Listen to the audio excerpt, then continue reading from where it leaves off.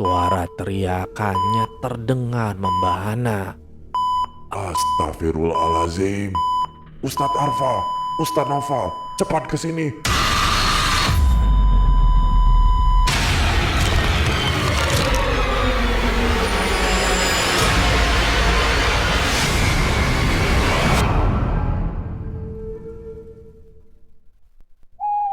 Halo para pecinta kisah horor di luar sana.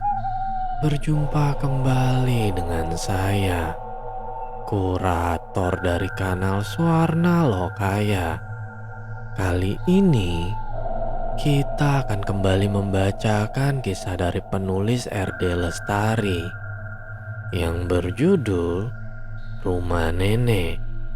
Untuk para pendengar yang mau membaca kisah ini secara langsung, saya juga menampilkan link pada kolom deskripsi.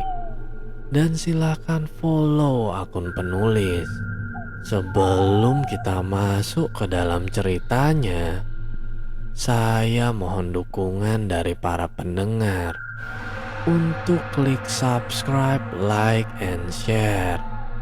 Dan jangan lupa aktifkan lonceng notifikasinya agar para pendengar tidak ketinggalan kisah-kisah terbaru dari Swarna Lokaya. Untuk para pendengar yang sudah memberikan dukungan, saya ucapkan banyak terima kasih. Dan semoga Tuhan juga melancarkan setiap usaha dari para pendengar.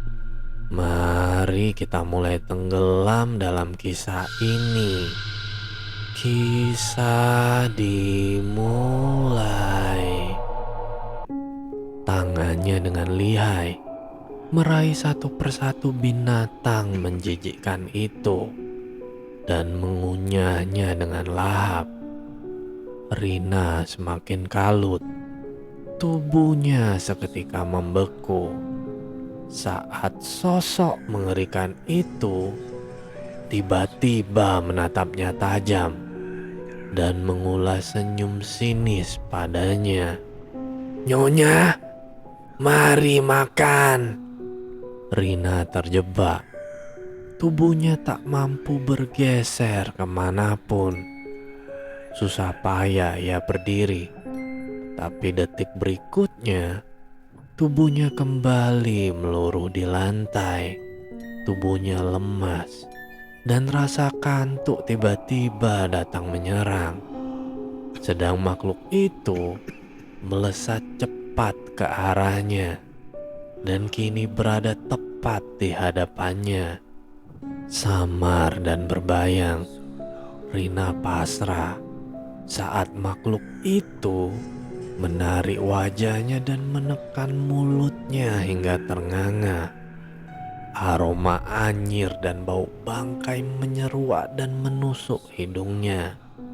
Tapi Rina tak mampu menghindar. Tubuhnya amat lemah hingga untuk bergerak pun susah. "Lepas!"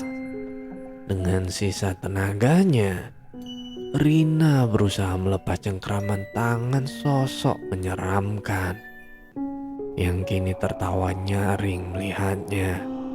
Sia-sia, tenaga makhluk itu terlampau kuat.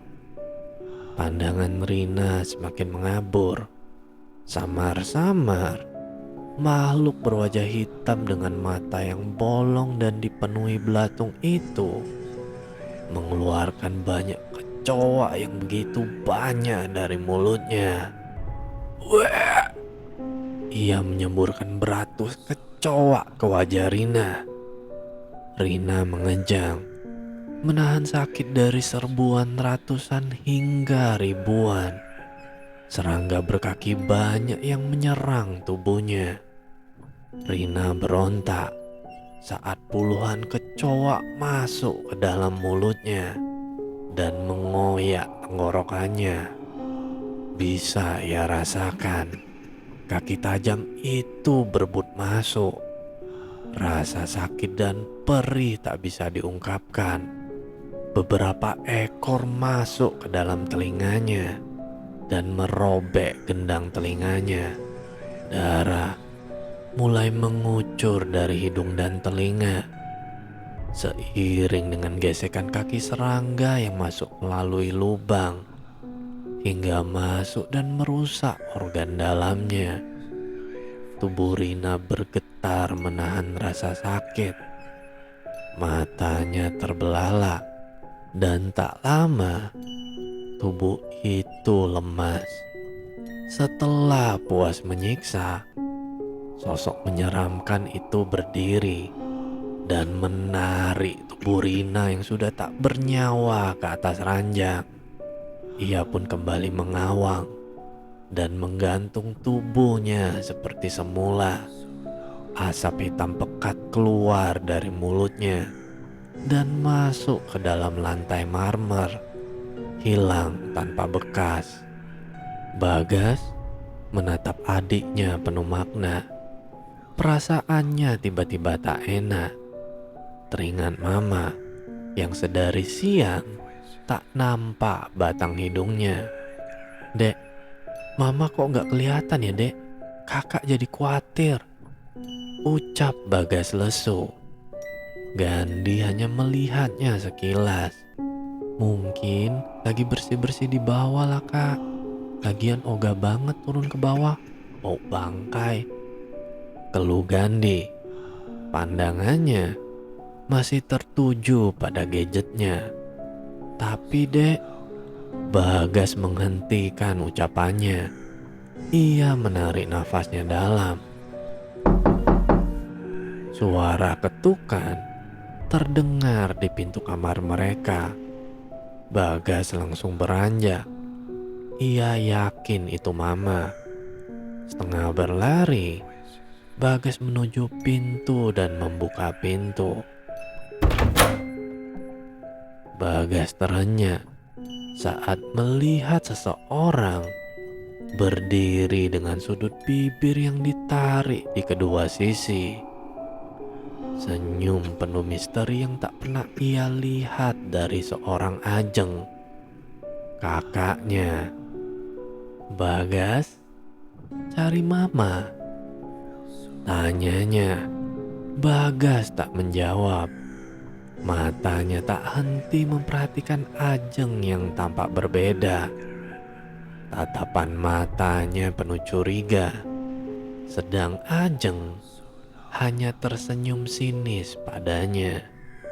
"Mama memang di mana, Kak?" Gandhi tiba-tiba menimpali.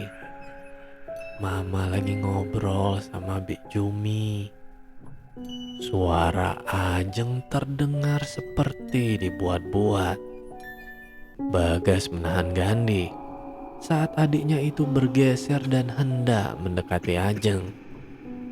"Jangan kan, kakak punya firasat buruk." Bagas menggelengkan kepalanya seolah memberi kode kepadanya. Gandhi melepas tangan Bagas. "Jangan pikiran buruk, mana mungkin Kak Ajeng mau nyakitin kita." Seolah tak mendengar ucapan Bagas, Gandhi berdiri dan melangkah mendekati Ajeng kakaknya. "Ayo Kak Bagas, kita cari mama," ajak Gandhi. Bagas mengangguk pelan. Ia akhirnya mau mengikuti jejak Ajeng dan Gandhi yang mendahuluinya. Meski ia tetap waspada melihat keanehan sikap Ajeng yang menurutnya amat berbeda dari biasanya. Ajeng yang biasanya jutek dan berbicara seenaknya, hari ini terlihat kalem.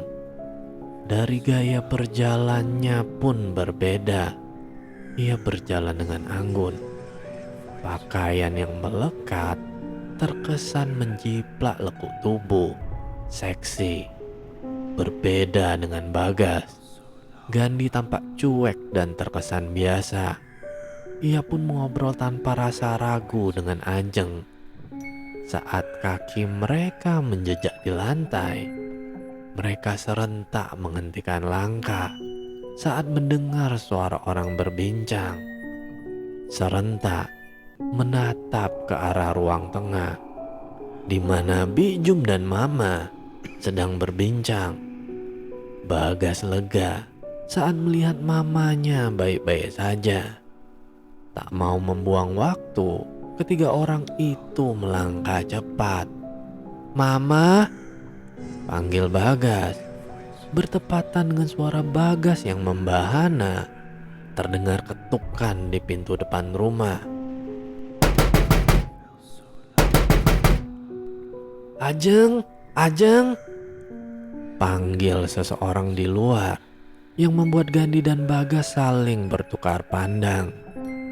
Bagas hendak melangkah ke arah pintu, tapi tangan Ajeng menghalanginya. "Jangan buka, masuk, kembali ke kamar," titah Ajeng dengan suara parau dan tertekan. Bagas terdiam, begitu juga dengan Gandhi. Tapi dua orang kakak beradik itu tak selangkah pun bergerak dari tempatnya. Sedang Mama dan Bik Jumi menatap ke arah pintu tanpa pergerakan. "Ajeng, buka Ajeng!" "Nyai!" Tiba-tiba Bik Jumi mendekat ke arah Ajeng yang nampak marah. "Nyai, kau juga masuk. Jangan ada yang membuka pintu." Kali ini suara Ajeng terdengar bergemuruh. Bagas dan Gandhi bertambah bingung. Kemana sikap lembut Ajeng yang tadi? "Buka! Kau yang menguasai tubuh Ajeng, cepat buka!" "Masada? Itu Masada Wiragan!" teriak Bagas, menunjuk ke arah pintu. "Jangan berani buka-buka pintu, atau kau akan menyesal seumur hidup," ancam Ajeng. Ia menoleh ke arah Bagas. Matanya menatap tajam dan penuh amarah.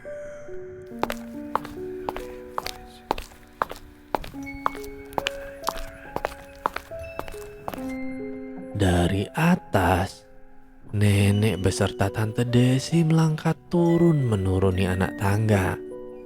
Nenek yang dibantu Tante Desi menatap heran ke arah Ajeng dan anaknya. Mengapa tak segera membuka pintu? Sedangkan suara gedoran mengaung terus-menerus. "Buka pintu, Rin. Ada orang di luar kok malah melamun." Wanita yang dipanggil Rina itu malah menatap Ajeng. Meski kesal, ia memberi kode untuk membuka pintu. Rina melangkah pelan ke arah pintu. Ia memutar kunci dan menekan handle pintu. Begitu pintu terbuka, orang-orang yang berada di luar langsung menyeruak masuk, dan tubuh Rina terdorong. "Masada!" panggil Bagas. Tatapan Sada langsung tertuju pada Bagas. "Bawa nenek menjauh dari Ajeng," titah Sada. Bagas mengangguk dan membawa nenek menjauh. "Apa yang kamu lakukan, sayang?" Ajeng mendekat ke arah Sada yang tampak emosi. Giginya bergemeretuk. "Kau jangan berpura-pura. Di mana Ajeng?" hardiknya. "Apa-apaan, sayang? Ini aku." Gadis itu mendekat, tapi Sada malah menampik tangannya. "Pak Ustadz, silakan masuk dan lihat sendiri."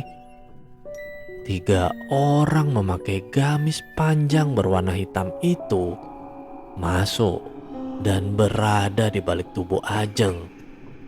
"Apa-apaan ini, Ajeng?" Nenek yang tadi menjauh kini mendekati Ajeng. Ia tak terima dengan perlakuan Sada. Sedang Rina, ia beringsek menjauh bersama Bik Jum, seolah tahu bahaya yang akan mengintai mereka. 3 orang berpostur tinggi dan berjangkit tebal itu kemudian masuk. Tatapan mereka tajam dan mengitari semua sudut rumah. Berhenti. Suara mereka serentak meninggi saat melihat Bik Jum dan Rina berlari menyelamatkan diri. Bagas hendak mendekati ibunya, tapi tangan nenek menghadangnya. "Jangan, sepertinya ada yang tidak beres dengan mama dan kakak kalian." Bagas dan Gandhi menurut. Mereka terdiam saat 3 orang bergamis gelap itu mengejar mamanya dan Bik Jum. Bagas dan Gandhi menurut. Mereka terdiam saat 3 orang bergamis gelap itu mengejar mamanya dan Bik Jum. Rina dan Bik Jum terpojok saat ketiga orang itu menghadangnya dan mampu menyela langkahnya. Kau, lebih baik kalian kembali ke alam kalian. Bisa-bisanya menjelma jadi manusia. Salah satu ustadz berkulit tan itu menunjuk ke arah 2 wanita di hadapannya. Wanita yang tak lain adalah Bik Jum dan Rina itu terdiam. Mereka saling melempar pandang. "Desi, apa yang terjadi dengan Rina? Kenapa ia tampak berbeda?" Nenek mencoba meraih tangan anaknya yang berada di belakangnya. Tapi orang yang diajak bicara diam saja. "Desi?" Wanita tua itu terperangah dan ternganga saat melihat anaknya Desi mendongak ke arah langit-langit dengan tubuh yang menegang. "Desi!" Kalut, nenek menggoncang tubuh Desi yang tak jua menyaut. "Ah!" Samar, nenek melihat asap hitam pekat masuk ke dalam mulut anaknya yang menganga. Desi lalu menurunkan kepalanya dan menatap nenek dengan senyum yang menakutkan. Matanya penuh dengan warna hitam. Bagas dan Gandhi pun tak kalah terkejut melihat keanehan yang terjadi pada bibinya itu. Desi melesat cepat ke arah 3 ustadz yang saat ini sedang membaca doa di hadapan Rina dan Bik Jum yang tampak kesakitan. "Panas! Panas!" teriak Bik Jum dan Rina sembari menutup telinga mereka. Oh, Desi, apa yang kau? Desi mengangkat kursi kayu dan mengarahkannya pada tengkuk salah satu ustadz. Hingga Pak Ustadz terkapar tak berdaya. "Ustadz!" Refleks, Sada hendak berlari ke arah Ustadz. Tapi tangan Ajeng KW menghadangnya. "Apa-apaan kau? Lepaskan!" ucap Sada saat merasakan cengkraman di tangannya. Ia menatap benci wanita yang mirip dengan kekasihnya itu. "Apa kau benar-benar ingin bertemu dengan kekasihmu itu? Tapi nyawamu akan jadi taruhannya," ucap wanita itu dengan senyum jahatnya. "Mas Sada, jangan dengerin dia. Aku tahu dia bukan Kak Ajeng." Bagas yang sedari tadi diam tak lagi mampu menahan emosinya melihat kekacauan yang ada di hadapannya. Teriakan panas dari mamanya dan Bik Jum serta Desi yang berusaha menyerang 2 ustadz yang lain membuat suasana menjadi gaduh. Bagas yang sedari awal sudah curiga melihat kelakuan aneh Ajeng, kakaknya, semakin yakin jika di hadapannya itu bukan saudarinya. "Gandhi, jaga nenek dek, kakak mau bantu ustadz yang diserang bule," ucap Bagas pada adiknya. Nenek yang juga bingung berusaha menghalangi Bagas untuk pergi. "Bagas, jangan! Nenek, jangan halangi Bagas. Mungkin ini jawaban dari keanehan yang kita alami beberapa hari ini." Bagas mencoba meyakinkan neneknya. Nenek menyerah dan membiarkan Bagas berlari ke arah Ustadz. Ia menarik tubuh Desi yang masih memukul Ustadz meski sudah tak bergerak. Sedang dua Ustadz lain sedang melawan Rina dan Bik Jum. Buk! Desi terlempar ke dinding dan pingsan seketika saat adu kekuatan fisik dengan Bagas. Melihat Desi terkapar, tubuh nenek lemas dan ia pun ambruk, pingsan. Sementara Bagas berusaha membangunkan Ustadz yang tadi sempat pingsan. Beruntung, Ustadz itu kembali bangkit dan membantu dua rekannya. Rina dan Bik Jum mematung. Saat yang bersamaan, dari belakang tubuh mereka keluar pusaran angin yang mengeluarkan kilat dan cahaya. Tangan-tangan bermunculan dan menggapai-gapai, menarik tubuh Bik Jum dan Rina secara bersamaan. Begitupun Ajeng. Begitu melihat pusaran angin, ia lantas menarik tangan Sada dan masuk ke dalamnya. "Mas Sada!" teriak Bagas dan tiga ustadz serentak. Namun sulit bagi mereka untuk menolong Sada karena pusaran segera hilang. Saat Sada masuk ke dalamnya, Bagas menangis histeris. Begitupun Gandhi saat melihat mama mereka hilang begitu saja di dalam pusaran angin kencang. Sepertinya Mas Ada masuk ke dunia lain. Ucap salah satu ustadz sembari mendesah. "Apakah mama saya tidak bisa kembali pulang, Ustadz?" Bagas mengusap matanya. Sedang Gandhi yang sejak tadi menjaga nenek turut mendengar dengan dada yang berdegup kencang. Para ustadz menatapnya sendu. Ada keraguan saat ini menjawab pertanyaan Bagas. Dia bukan mamamu, tapi jin yang punya kekuatan besar. Jin kafir yang mampu berubah wujud. Salah satu ustadz berkulit putih dengan mata sipit menepuk bahu Bagas pelan. "Hah? Maksud ustadz? Jadi mama saya mana?" Hati Bagas tersayat. Begitupun nenek yang sudah siuman. "Jika dia bukan Rina, lantas di mana anak saya, Ustadz?" Mata nenek berkaca-kaca. Ucapan Ustadz barusan bagaikan pukulan baginya. Kemungkinan tubuh Ibu Rina masih berada di rumah ini. Karena sesungguhnya mereka butuh energi yang amat besar untuk bisa membawa orang asing ke alam mereka. Ustadz itu kembali menjelaskan. Kalau begitu, Ustadz Arfa, Ustadz Naufal, mari kita lakukan pencarian di seluruh rumah. Kita jangan buang waktu, karena nyawa Mas Adawira sedang dalam bahaya. Baik Ustadz Latif. Ucap dua ustadz serentak. "Pak Ustadz, apa kami boleh membantu?" tanya Gandhi. Ustadz menggeleng. Kalian jaga nenek dan wanita ini saja. Ustadz Arfa, Ustadz Naufal, tolong angkat wanita itu dan letakkan di sofa. Ustadz Latif yang menjadi pemimpin memerintah. Dengan segera, dua ustadz itu melakukan perintahnya. Mereka berpencar. Dua ustadz di lantai atas dan satu orang di lantai bawah.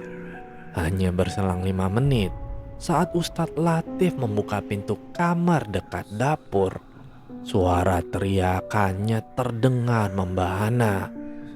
Astagfirullahalazim.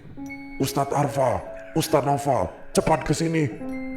Mendengar ucapan Ustadz, bukan cuma dua temannya yang datang. Bagas dan Gandhi pun mendekat. Nenek ingin ikut, tapi kepalanya terasa pusing. Ia lebih memilih menunggu di sofa menemani Desi. "Ya Allah, Mama!" Tubuh Bagas terasa melayang. tangisnya pecah begitu saja. Sedang Gandhi, di sela tangisnya, ia melangkah mendekati sosok mamanya yang terletak di atas kasur dengan posisi tertelungkup. Matanya melotot dengan darah yang merembes di mulut yang menganga, di hidung, dan juga di telinga. Mamanya tidak sendiri karena... Halo para pendengar, kisah rumah nenek ini sudah mendekati detik-detik episode terakhir. Maka nantikan terus kisah rumah nenek ya. Baiklah, jika para pendengar suka dengan kisah ini, silakan tinggalkan komentar di kolom komentar. Dan bagi para pendengar yang mau kisahnya dibawakan, silakan kirimkan ceritanya ke email swarna.lopaya@gmail.com. Baiklah, cukup sekian kisah horor kali ini. Semoga para pendengar beserta keluarga sehat selalu.